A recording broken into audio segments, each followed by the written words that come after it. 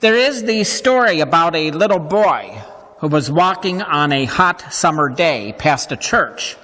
The windows and the door of the church were open, and he could overhear the preacher telling the people, "Everyone has to find God." He was a thoughtful young lad, and he kept those words in mind. The next day, he packed a suitcase, bringing with him some Hostess Twinkies and a 6-pack of root beer, in search of God. He walked a few blocks and met an old woman. She was seated on a park bench, watching the pigeons, and the boy sat down beside her, and she smiled at him. Was she hungry? She was. So he offered her a Twinkie. She accepted that gift from him with such a beautiful smile. Was she thirsty? Yes, she was. She gave him another beautiful smile, and he gave her a can of root beer. They just sat on that bench for a while, enjoying the scenery, eating, drinking, and smiling.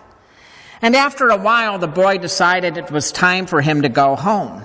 But just as he took a few steps in that direction, he stopped and went back to the old woman and gave her a big hug. And she gave him, in return, the most beautiful smile ever. The boy arrived home, radiant with joy, and his mother asked why he was so happy. And he said to her, "I had lunch with God today. You know what? She has the most beautiful smile ever." Meanwhile, the old woman arrived at her home, and just after arriving there, her adult son came to visit her. And he wondered why she was so happy. And she said to him, "I had Twinkies and root beer with God. He's so much younger than I expected."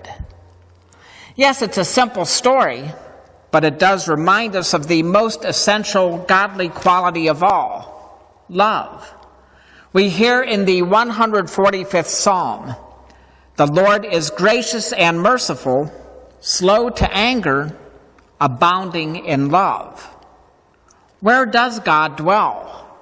Where can we find him? Wherever there is graciousness, wherever there is mercy, patience, kindness, indeed, wherever there is an abundance of love. Long before Jesus walked among people, the ancient scriptures taught people to love one another. So what's new about today's gospel? Jesus told his disciples, as he tells us, that we should love one another as he has loved us and as he continues to love us. It's interesting that this particular gospel we heard today is from the 13th chapter of John. Earlier in that chapter, we hear the gospel that is proclaimed every year on Holy Thursday, when Jesus washed the feet of his disciples, teaching them that those who imitate Christ's love imitate and actually preach his message of loving service. Some churches sing the hymn to celebrate this gospel, the hymn known as "They'll Know We Are Christians by Our Love." Such a basic truth. But how do people know that we are followers of Jesus? It is by our love.